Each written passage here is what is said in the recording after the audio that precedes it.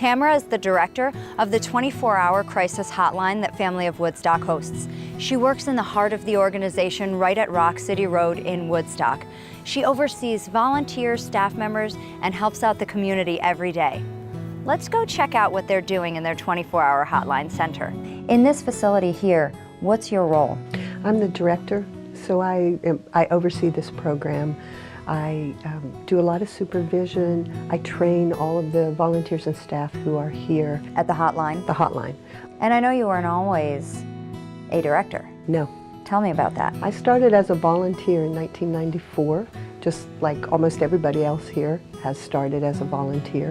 And we're a community-based grassroots organization and really have a basis that starts here in volunteerism. This is the original program of Family of Woodstock, and basically everything grew from here. Can anybody be a volunteer? There is a process that we go through of interviewing people. We ask someone to come and fill out their application in our front room here so they get a sense of what goes on here. We need to be well matched. That's the only basis, though. They don't have to have a background in counseling or therapy. But I've heard that it's really important to show up on a regular basis and that family needs volunteers in a plethora of programs. So if you see the same face every time you come in here and you start to develop a relationship when things get really hard or when you feel safe enough to bring up things that are already going on, that's powerful. When you get those really hard phone calls, I know that some of your volunteers are not therapists. Right. How do they handle such hard stuff? We train people to be present, to be open, present, and engaged with any human need that comes across. So our basic philosophy of being non-directive, non-judgmental, empathetic, and providing confidentiality and anonymity prepares us for almost anything. If I call a hotline, are you going to locate me? Are you going to ping me? Are police going to come to my house? What's going to happen? So I think that's a common concern of people. And ways that we have over the years learned to address that is we are confidential and we are anonymous. So someone calling here, we don't have a number for them. We base that on the fact that someone calling us is ambivalent about wanting to die or wanting to live. If they were fully decided to die, they wouldn't pick up a telephone. We wouldn't have the opportunity to help. And the best way to help someone is to talk to them about why they want to die. What is the part of you that wants to die experiencing, and can we talk about that? If I can accept that for this person at this time, their experiences have led them to think of suicide as an option. They don't have to defend the position. They don't have to explain it. They don't have to dig in. I accept that life sometimes brings us to that place. So part of you wants to live. And I'm going to eventually work with that part. The death side has to be heard, though. When people call the hotline, it's really to be heard. Mm-hmm. Yeah. And it sounds like you guys do that. You hear people, and you're just there with them. Because if something is going on for them and you can't reach them and you can't help them because you don't have a phone number, because it actually is anonymous, you can only really be with them in these moments. Yeah. It's a lot to think about, and it's a lot what you guys do. And the global standpoint of family, it's Ellenville, it's New Paltz, it's Woodstock, it's Kingston. Yeah. There's this global thing that's going on, and then each individual program, and then within each individual program you have these little heart-squeezing moments or these joyful moments, yeah, is that right? All of it. All of what it means to be human, we experience in every program with every interaction that we have with someone. Including the community is really powerful too. How do you guys get community and family to interact symbiotically?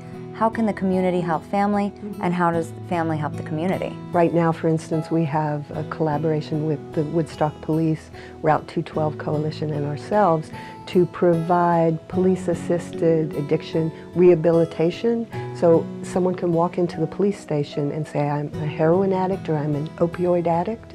I have no insurance. I've had a hard time getting into rehab, and be assisted by the three of us working in collaboration. So those kinds of organic collaborations happen because we're embedded in the community, because the community knows us, and we have contacts with all the different levels of our community. Specifically, who does family help? We base our responses on the presenting issue of anyone. We don't have a category of person. We're humans helping humans. If a person wants to take advantage of some of the programs that family offers, do you have to have financial need? Do you have to prove financial need? Or can they just come as they are? No, you don't. And as a community-based organization, this is not a program or service based on income. And it's one of the things that I hold most dear about it, is we provide assistance and help to anyone. And the fact that we don't limit who we help based on their economic standing, but their human need. How does family take the concept of community to a bigger level? One thing that we have the flexibility to do is respond to emerging needs. So we can respond to things that are just in the beginnings of becoming issues or challenges or barriers for people. I think we have that reputation of being a safe, trusted place where people can come and feel good about asking for help. I noticed that family really focuses on the homelessness, food insecurity, and some of those programs of the like, domestic violence. What are some programs that people might not know about family? 180 program is for restorative justice for youth, both looking at what they themselves have done and correcting their own behavior and giving back to either a community or a person who was harmed by that. And that program is so important and so successful that when our funding ran out, the county picked up funding for that program. Are there programs with family for veterans and seniors? We have had specific programs in the past. At this point, they're incorporated into all of our services. Family is serving in this really specific way and really listening and really working with people and making all of these little adjustments along the way, whereas you don't get that flexibility as much at the governmental level. Yes, and I think you hit on that. We have the ability to respond from flexibility rather than a set of guidelines that's handed to us. The food pantry here in Woodstock, what are the rules? How does it work? Because food insecurity is a big one. And we here at Family have a food pantry. It's open 7 days a week, 9:30 a.m. to 9:30 p.m. So I believe we're the only food pantry in the county with that kind of availability. How does Family work with the community on meeting the needs of food insecurity? That's a great question. An example would be a collaboration between the Rondout Valley Growers, the Bruderhoff Family of Woodstock, and Ulster Corp. Very broad-based organizations coming together to provide fresh produce to people. Last year, this collaboration gleaned 68,000 pounds of produce, fresh produce, to give away to all of the pantries in the county. Another collaboration, not just Family's food pantries, but all food pantries in the county.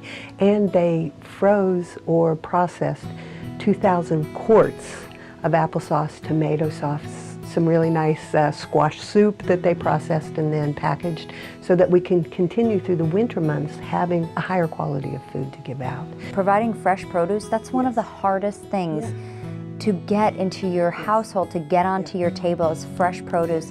And that's going to help the kids, that's going to help everybody function at a better rate. It's going to help them better in school, it's going to help them feel better, keep their health up.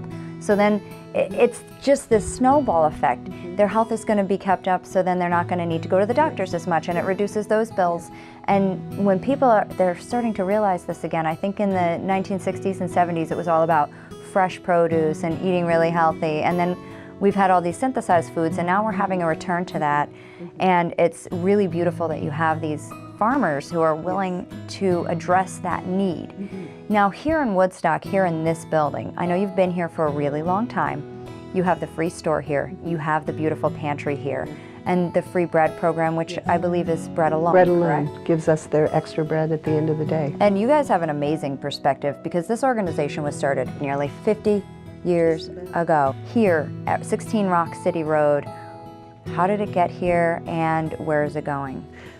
We really formed out of a response to a community need after the original Woodstock Festival. A lot of people came here looking for the Woodstock Nation and stayed. And so there was a little bit of culture clash between this community, a lot of artists and farmers and locals, and this new influx of people.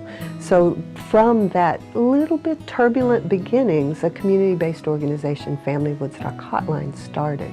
So this was our original program because that human-to-human connection, those grassroots and the community-based piece of this never went very far away. And in fact has grown throughout many of the agencies. Do you think 16 Rock City Road will always be here under the Family of Woodstock umbrella? Yes, Yes. I do. You say it so confidently. I'm very confident. Because it's been here for so long, and it's been such a standby for people for so long. And it's like being able to go to your grandparents' house, and you always know Grandma and Pops live on this road in this town, and we're always going to be able to go there. And not everybody has grandparents. That's right. And hearing you say, yes, 16 Rock City Road is always going to be under the umbrella of Family Woodstock, that just is everything for some people. It is.